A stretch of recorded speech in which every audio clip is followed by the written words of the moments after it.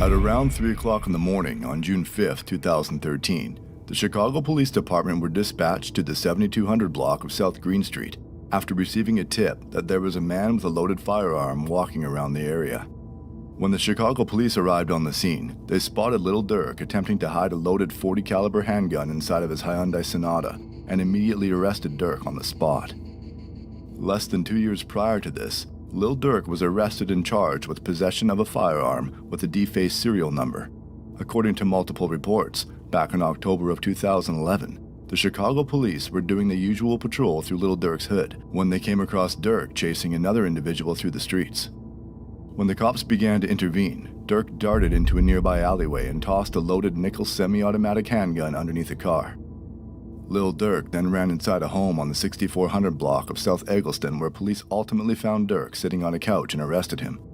The charge he received for this incident was a Class 3 felony that can carry a 2 to 5 year sentence in an Illinois state prison. Since this was Lil Durk's first offense, Durk was able to plead guilty to a reduced charge of aggravated, unauthorized use of a weapon and was sentenced to 1 year in jail. Durk served 87 days of that sentence until he was released on parole on July 27, 2012. With his parole ending on July 27, 2013. That means that during his second arrest on June 5, 2013, Lil Durk was already out on parole for a previous felony weapons charge. Things were not looking good for Durk. After being booked into jail, a Cook County judge set Lil Durk's bond to $100,000, which means that in order to be released, Durk would need to come up with 10% of that money in cold hard cash. Despite being signed to Def Jam at the time, it seems that Lil Durk didn't have access to $10,000 and allegedly reached out to Chief Keef for some new Green Mountain Coffee. Hold up. Let me let this motherfucker get their money off there. Is that the motherfucker's voice? This nigga got a real documentary voice. Fuck. assistance, but Keef didn't show much of an interest in wanting to help Lil Durk out. While this was never confirmed by Durk or Keef themselves, it's pretty clear that there was something going on between the two. When Lil Durk was initially arrested, members of O Block, 300, 600, and more were tweeting out their condolences to Lil Durk.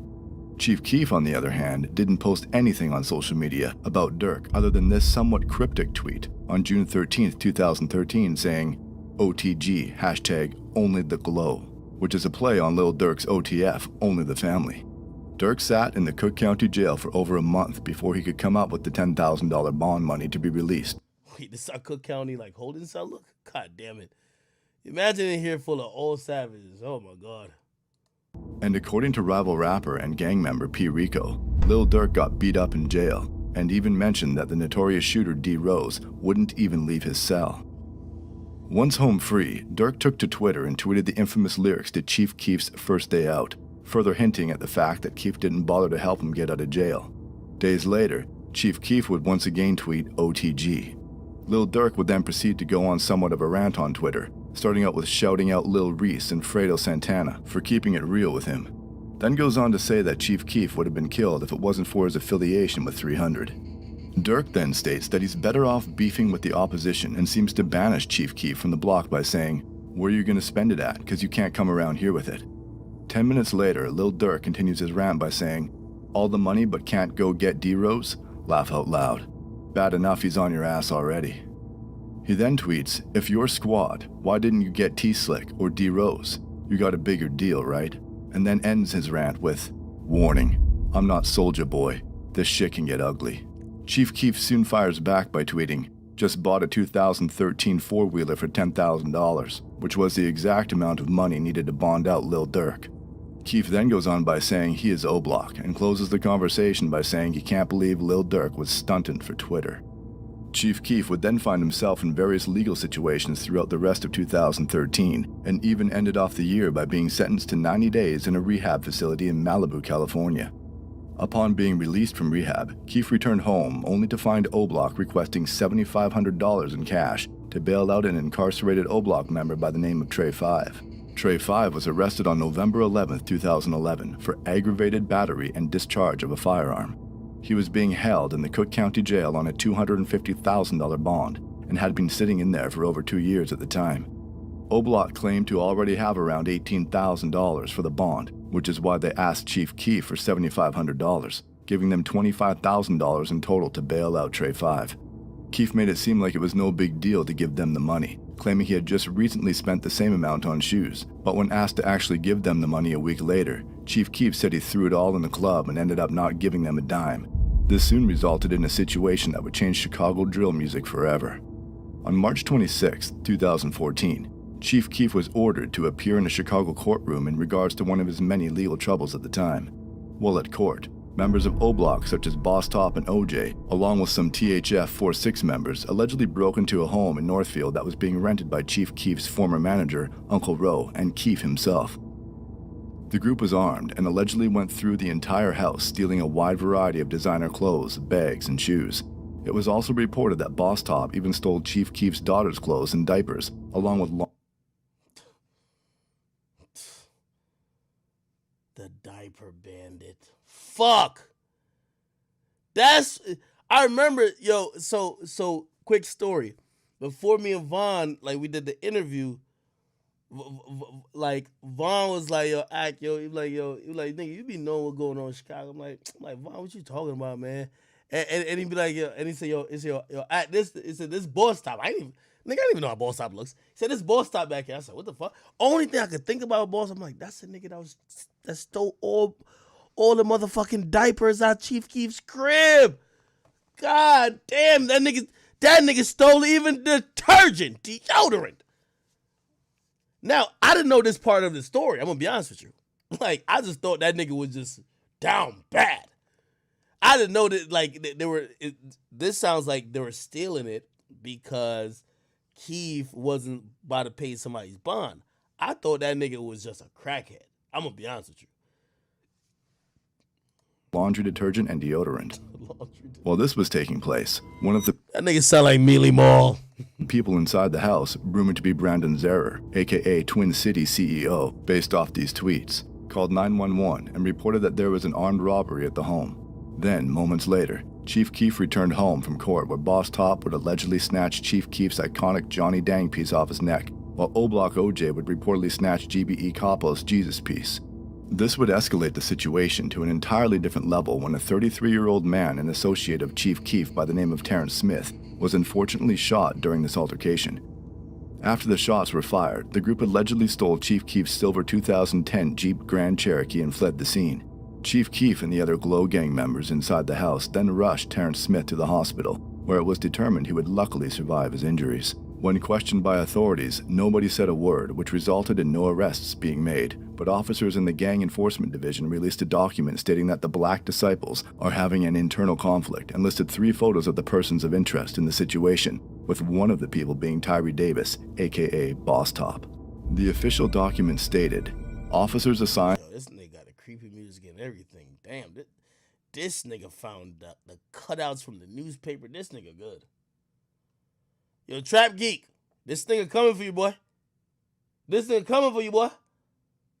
Trap Geek, get on your shit. This nigga coming. What's the other Chicago page? No, actually, that nigga's, I wouldn't even call him the GOAT. That nigga, he looked like he doing the murders. Remember the nigga who I played this video and he just telling you who killing who? He was like, yeah, he clapped him then, he shot him then. This nigga telling you last words and everything. I'm like, the Gang Enforcement Division have received information that an internal conflict has arisen among members of the Black Disciples. On March 26, 2014, there was an attempted murder and home invasion in Northfield, Illinois, in which Black Disciple Keith Cozart, aka Chief Keef's associate Terrence Smith, was shot. This incident is believed to be related to the internal conflict. A silver 2010 Jeep Grand Cherokee belonging to Cozart was reportedly stolen during the above incident. A possible offending vehicle is a gold or silver minivan, unknown make or model, with Tennessee license plates. The following factions of Black Disciples may experience internal discord: O-Block, Lamron, and Brick City 600. Chief Keef didn't say much publicly about the robbery until 3 months later when he released a series of tweets stating, "I clothed you, B, put money in your lint ball pockets. I tried to glow you up. See, it worked. You don't look dirty no more. I'm nothing like these guys, but we look alike. Way higher form and fashion, and I'm loyal. I was giving lil dirty folks clothes. And money. I'm talking hundreds. Get them ones up out of here. Folks, they stole KK clothes out of her room, detergent, deodorant, and all on Bloods. They stretched that all right. Montclair's, earrings. God damn, they stole KK's diaper. Holy, man. I ain't gonna lie. I remember when I was reporting on this in the Warren Shark, I'm like, damn, these niggas are really savages. They will steal the fucking diaper off the fucking baby. If that was not a savage, like, come on, man. I didn't know this was whole backstory. Yeah, that's why niggas be like saying I knew everything. Nigga, I ain't know none of this bullshit. The fuck? I ain't know niggas. I never knew it was even like niggas with Keef. That like during that whole shooting shit, I covered it. I thought it was the ops. I didn't know it was like Keef's own like BD niggas. Robins, Trues, Gucci bags, Pellies, Louis Vuitton coats. I can go on and on. But when I found out, I bought it again. And then ends the discussion with, I gave you the glow so you can eat, not try to compete. Lil Dirty GD, folks. Chief Keef would also later call out Boss Top by his real name by tweeting, Tyree Davis stole this too. With Wait. Why he was say, he said, look, he said, wait. He said, not trying to, I gave you the glow so you could eat, not try to compete. Little Dirty GD, folks. Keef is a BD, right? Why would he call, ain't Boss Top a BD too?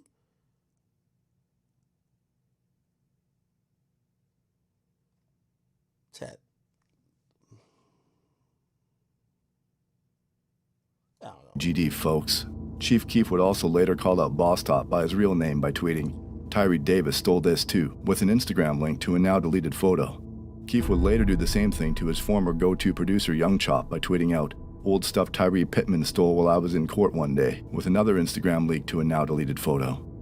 Shortly after this revealing Twitter rant, Lil Durk and THF Basie would post a video to social media taunting Chief Keef and GBE Koppel by wearing Koppel's stolen chain, while posted up in front of a TV playing Chief Keef's Close That Door music video. At the end of the video, you can even see Lil Durk pointing to Chief Keef's chain on the TV and saying, we got that too. A few weeks later, Chief Keef moved to Los Angeles, California, and hasn't returned back to Chicago, ever since he was betrayed by those he once called family.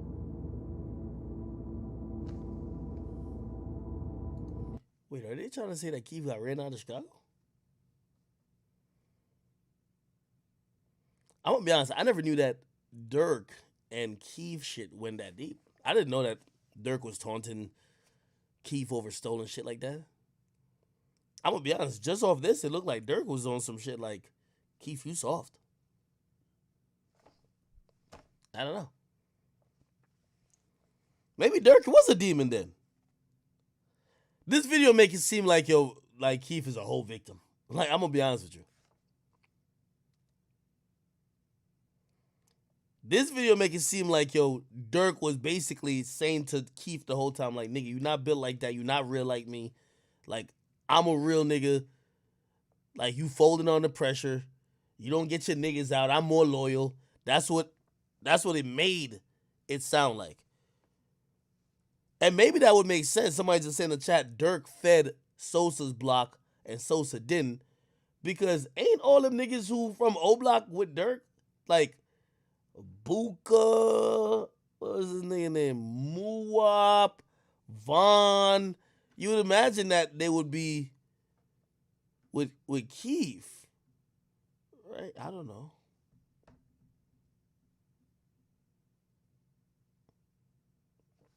This guy name is Evolve. Bobby Smurf. King Von's dark moment on Twitch. What is this, bro? Hey, check this out. Hey, how much money did you make last week? $3,000. This is based from rumors from the streets.